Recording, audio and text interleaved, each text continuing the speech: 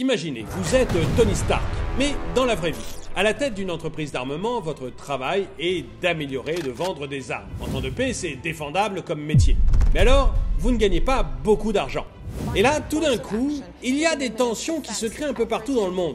Tout particulièrement dans un pays coincé entre la Russie et l'Europe. C'est à des milliers de kilomètres de chez vous. Donc vous et vos proches, vous ne risquez pas grand-chose.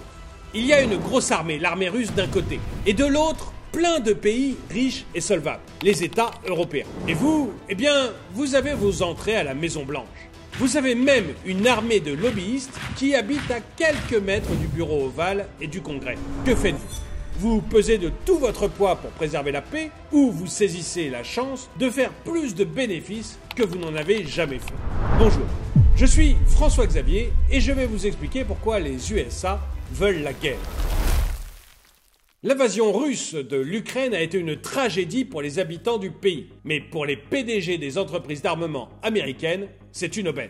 Alors que la guerre fait rage en Ukraine, les PDG des entreprises d'armement se léchaient les babines et en prévoyant l'augmentation de leurs bénéfices. Ray Hens, le PDG de Raytheon Technologies, a été le premier à s'exprimer sur la situation en janvier 2022 lors d'une conférence téléphonique avec les investisseurs. Il s'est vanté en disant que les tensions en Europe et ailleurs seraient de bonnes affaires et que les opportunités de vente internationales seraient nombreuses. Il s'attendait à un certain bénéfice pour son entreprise. En mars, Hens a accordé une interview à la Harvard Business Review après le début de la guerre en Ukraine. Il n'a pas caché son enthousiasme pour la manière dont son entreprise tirerait profit de la guerre. Il a déclaré qu'il ne s'excusait pas pour cela et que la défense de la démocratie finirait par profiter à l'entreprise. Les armes employées en Ukraine proviennent du DoD et de l'OTAN, et le réapprovisionnement nécessaire dans les années à venir rapportera de l'argent à l'entreprise. En somme, même si l'invasion russe de l'Ukraine a été un désastre pour la population, pour les entreprises d'armement américaines, ça a été une opportunité en or. Les PDG ont su saisir le moment et ont même défendu leurs profits à la Harvard Business Review.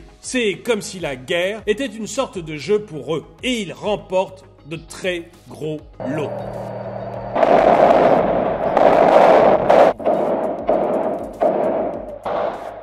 L'Ukraine est d'ailleurs un territoire de profit gigantesque pour les entreprises d'armement américains depuis de nombreuses années. En effet, depuis les affrontements de 2014, il y a eu des contrats de réapprovisionnement en armes pour les entreprises telles que Raytheon et Lockheed Martin, ainsi que des augmentations assurées des dépenses de sécurité nationale pour les États-Unis et l'Europe en réponse à l'invasion russe de l'Ukraine.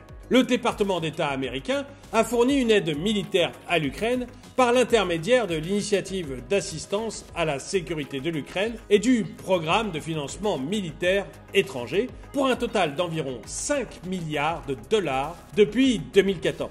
Cette aide, elle devait viser à aider l'Ukraine à préserver son intégrité territoriale, à sécuriser ses frontières et à renforcer son interopérabilité avec l'OTAN.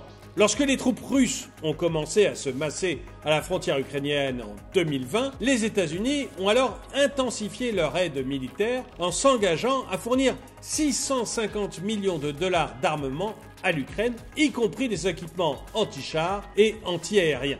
Et malgré cette aide, les troupes russes ont envahi l'Ukraine en février, ce qui a entraîné une aide militaire supplémentaire de plus de 3,2 milliards de dollars de la part de l'administration Biden. Une partie de cette aide a été intégrée dans un paquet de défense d'urgence pour l'Ukraine en mars 2022 qui exigeait l'achat direct d'armes auprès de l'industrie de la défense américaine. Et les entreprises du secteur de la défense cherchent maintenant à obtenir des contrats pour livrer cet armement supplémentaire, ainsi que pour reconstituer les stocks déjà livrés à l'Ukraine. Mais les fabricants d'armes américains voient aussi dans la guerre en Ukraine une opportunité unique de faire progresser leur agenda dans le débat sur les dépenses militaires aux États-Unis. Bien que les ventes d'armes aient une importance certaine, le véritable atout pour ces entreprises, c'est l'effet sur la réflexion sur les dépenses du Pentagone. Avant la guerre en Ukraine, le Pentagone était déjà en passe de recevoir au moins 7 300 milliards de dollars au cours de la prochaine décennie, soit plus de 4 fois le coût du plan national du président Biden, Build Back Better, de 1700 milliards de dollars. Et ce plan avait déjà été critiqué par les membres du Congrès comme étant trop cher. Les responsables du Pentagone, tels que la secrétaire adjointe à la défense Kathleen Hick, ont rapidement cité l'Ukraine pour justifier la proposition de budget record de 813 milliards de dollars pour la sécurité nationale de l'administration Biden, considérant l'invasion de la Russie comme une menace aiguë pour l'ordre mondial. Cependant, même cette demande de budget semble insuffisante aux yeux de nombreux membres du Congrès, qui font déjà pression pour obtenir une augmentation supplémentaire. Par exemple, 40 parlementaires républicains ont signé une lettre adressée au président Biden pour demander une augmentation de 5% des dépenses militaires au-delà de l'inflation, ce qui pourrait entraîner une augmentation supplémentaire de 100 milliards de dollars. Des représentants tels que la démocrate de Virginie, Hélène Luria, ont également fait des commentaires critiques sur la stratégie budgétaire de l'administration, malgré les plans du Pentagone de dépenser 28 milliards de dollars pour des nouveaux navires en 2023. Il est évident que les fabricants d'armes et leurs soutiens voient la guerre en Ukraine comme une opportunité unique de faire progresser leur agenda budgétaire, malgré les considérations économiques et les préoccupations pour la sécurité mondiale. En tout cas, le budget du Pentagone pour 2023 prévoit une augmentation importante des fonds destinés à la construction navale et à l'acquisition d'armes, ainsi qu'à la recherche et au développement. Cette enveloppe de 276 milliards de dollars profitera principalement aux 5 plus grandes entreprises productrices d'armes, notamment Lockheed Martin, Boeing, Raytheon, General Dynamics et Northrop Grumman.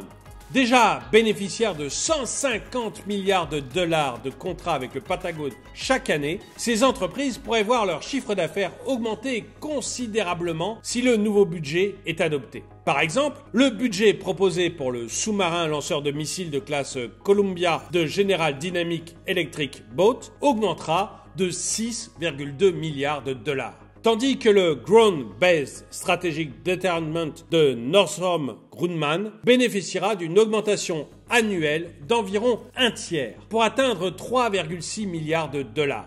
La catégorie défense et neutralisation des missiles, une spécialité de Boeing, Raytheon et Lockheed Martin, pourrait recevoir plus de 24 milliards de dollars, tandis que les systèmes d'alerte aux missiles de l'espace recevront une allocation budgétaire de 4,7 milliards de dollars. Donc vous, si vous étiez à la tête d'une entreprise d'armement comme une de ces 5 géantes que j'ai citées, que feriez-vous? Iriez-vous de tout votre poids essayer d'arrêter la guerre en Ukraine au risque de perdre tous ces milliards additionnels, milliards qui vont se retrouver année après année?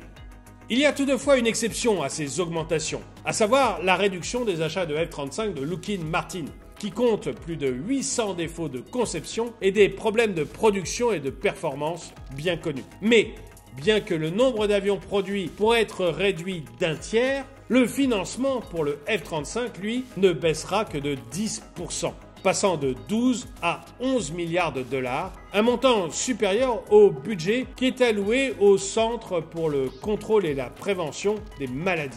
En fait, pour ce qui concerne cet avion, le F-35, ses coûts ont plus que doublé depuis son lancement et le retard de production ont fait reculer l'avion de près d'une décennie. Cependant, la demande pour ce produit est telle que les fabricants n'arrivent pas à répondre aux besoins en pièces de rechange. Et pourtant, la performance au combat du F-35 n'a même pas encore été correctement testée en raison de l'inachèvement du logiciel de simulation. Bref, quand on voit le nouveau budget du Pentagone pour 2023, on comprend que la volonté de Joe Biden, la volonté de Washington, c'est de mettre l'accent sur l'acquisition d'armes plutôt que sur la diplomatie. Ce qui se traduit par une augmentation très significative des fonds alloués aux grandes entreprises américaines d'armement. Et vous, qu'est-ce que vous en pensez? Est-ce que vous pensez que les Américains ont intérêt à cette guerre et que des puissantes entreprises d'armement font pression sur l'administration pour pouvoir continuer à vendre leurs armes? Dites-le moi dans les commentaires. En tout cas, merci d'avoir regardé cette vidéo, mettez-lui un pouce vers le haut, commentez-la, partagez-la. Merci à tous ceux qui soutiennent la chaîne et je vous dis à très bientôt.